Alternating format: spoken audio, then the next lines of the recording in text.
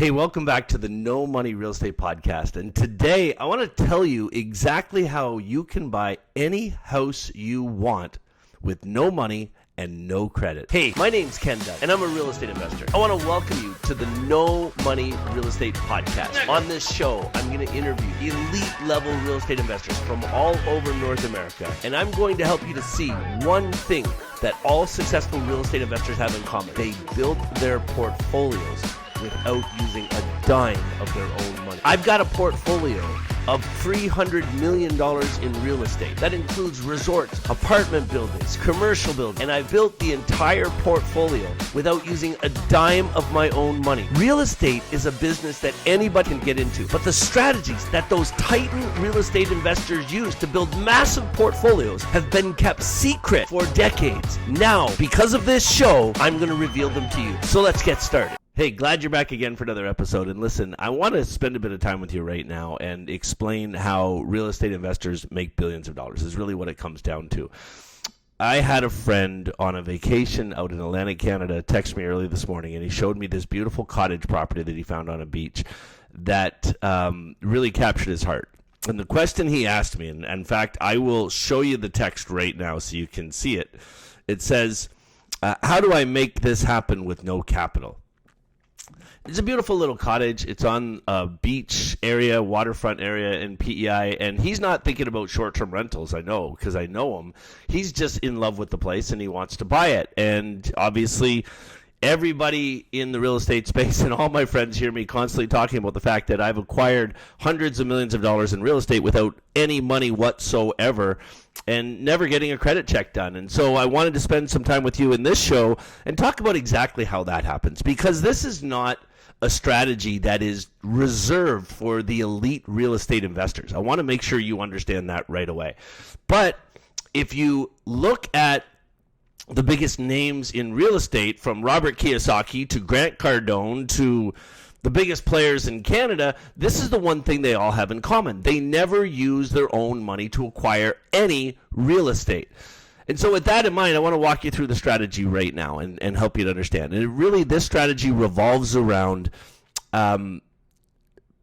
investors investing money in you. And so in this episode, I'm not going to spend a bunch of time telling you about the type of character you need to be if people are going to lend you money, although that is crucial. And if you want to know more about that, then subscribe to the podcast or subscribe to the YouTube channel. There's lots of videos and lots of shows there that are going to show you exactly how to do that. But let me just talk to you about the semantics of it.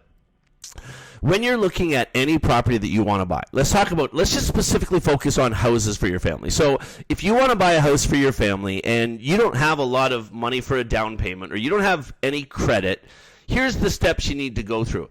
And to my friend Karl, this still has to apply to you if you want to acquire that property. Step one in any process is lift. Now, in my opinion, lift is the most important word in real estate investing. And because I get a lot of people that listen to this podcast that aren't in real estate investing, let me explain what that means. Lift is the delta. Lift is the difference between what you buy the property for and what you can increase the value to. And that's the most important part of this. So step one in deciding if the property is the right property, because the first thing you got to do is go find the property, right? So step one is to find out if you can create lift. In other words, can you buy it? Are you buying it at a cheap price? So make sure you're buying it at an under market price or a wholesale price, which means if that property was about to be listed by an agent, would it be listed higher than what you're getting for it? And it can't just be a couple dollars. It should be like 20 to 25% below market value. That's what you need to look for in the house you're going to buy. So then you acquire the property. How do you acquire the property? It's simple. You can go to any mortgage broker in Canada, and they will get you a first mortgage on any property in Canada, up to 50 or 60%, depending on what type of property it is. So in the place of in the situation that my buddy Karl is in, he's looking at acquiring a property, and that property in Nova Scotia is listed for $299,000. So he really should be able to get a mortgage for at least $150,000 from any mortgage broker. Now, this is going to be a private mortgage. And that private money is not cheap. So if we were doing 199,000, let's say 150,000, 50% times 12%, that will be the interest due rate. So that's 18,000. Now divided by 12, that's $1,500 just for that first mortgage that you're going to have to be able to carry. And then once you get that, then you're going to go get a second mortgage. Another 150 grand you need to close, but you're probably going to need, like if you're going totally 100% in, you're going to need the money for closing costs. So your land transfer tax, your lawyer's fees, all of that type stuff. So realistically, you're going to need about $180,000. Now, there's many ways you can get the second part of the money that you need. You've got the first part arranged. My favorite strategy is to let my friends who have RSPs get involved in the action. So anybody that has RSPs in Canada can actually lend the money to you to buy a property. They have to do it through one of a couple different banks. One's called Olympia Trust. One's called Pacific Western Trust. Another one I think is called Odyssey. So I'll put the links to these websites in the show notes for this show so you guys can see them. I better make a note to myself to do that. Links to RSP banks. So you have to explain to them that their friend would have to go set up an account at one of those banks, and then they would have to transfer their RSP money there. Then they can work with a lawyer, and they can lend the money to you. And you're going to create a lender's commitment, and you're both going to sign it. You're going to agree on the interest. Typically, the interest rate's going to be 15% on second mortgages. So if we're looking at the Karl's property again, so it'd be $1,500 for the first. And then if we do 180,000 in the second times 15%, that's 27,000 divided by 12. The second mortgage is going to be 2,250. So the total to buy this property that he's going to have to be able to carry is $3,750. Now, don't panic. Don't start rolling your eyes and say this won't work for you, because that's how you acquire the property. The next thing you need to do is your renovations. You got to create your lift. And it's really easy to figure out if you're going to be able to. Let me just go back for a second and explain to you. When you're looking at a property, the way you figure out if you can create lift in the property is you get a real estate agent, or you can even do this yourself. There's lots of great apps that give you access to properties that have sold. So you can literally just go and figure out. What you have to do is look in the area and look for properties that have sold in the recent past but are already improved.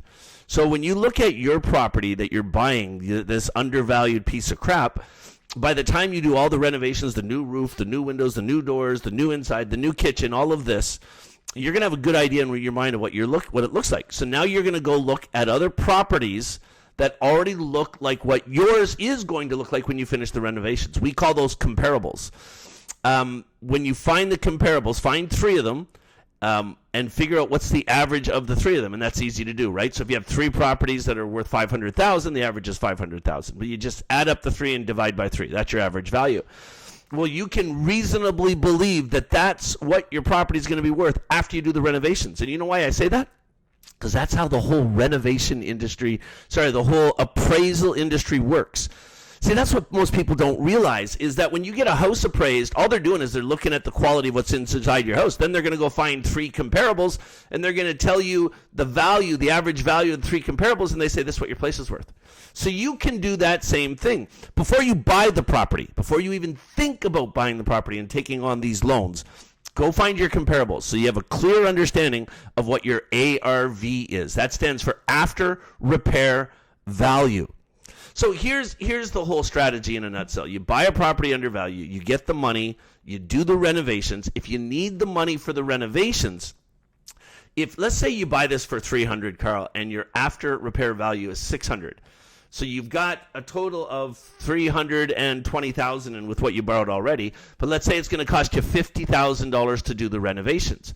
Well, then, based on the fact that you have an ARV that says it's going to be $600,000, you're only at about 60%. There are lenders, private lenders, that will lend you the $50,000 as well to do the renovations. Because you know your after repair value is going to be $600,000, once you get the whole thing done, you go back to that same mortgage broker, and now you get them to give you a traditional mortgage to pay off the 3 temporary mortgages, if you will, the private mortgages that you got. And when you go back to that mortgage broker, you want to try and qualify for a first mortgage, for an A-class mortgage. Because today you can get an A-class mortgage with a 40-year amortization at, like, if you're only going to be doing 50%, 60% loan to value, right? Because you've increased the value. Well, then when you go back to the bank with a 60% loan to value, you can get like a 30-year mortgage at 5% or 6%. That'll drop your monthly payments on $300,000 down to about $2,000. And that's how you do it, friends. Anybody in Canada can use this strategy to buy a house. In fact, on our YouTube channel, we have a YouTube show that we created called How to Buy a Home with Sweat Equity. We took a Canadian family through this process. It's 15 episodes. It's there waiting for you, unless you're seeing this before October 18th, then it's coming soon. But we've proven this over and over again. Anybody in Canada can use this property, use this idea to get a home for themselves. Hey, last thing before I go. In the notes, I'm also going to put a link to an online web class that I created. And this web class will go into more detail about raising money. See, I run this mastermind group. It's called The Syndicate. There are hundreds of real estate investors in this group. And inside of the group, we mastermind together. We look at deals together. We do deals together. And I teach all of the real estate fundraising secrets. So in the masterclass, I will show you the details of how I've raised over $30 million for my real estate deals in the last 3 years, and you can do it too. And if you want to talk about the syndicate, if you want to learn how you can get involved in it, after you watch the video, you can book a private call with me or one of the guys on my team, and we'll show you how to get started with the syndicate.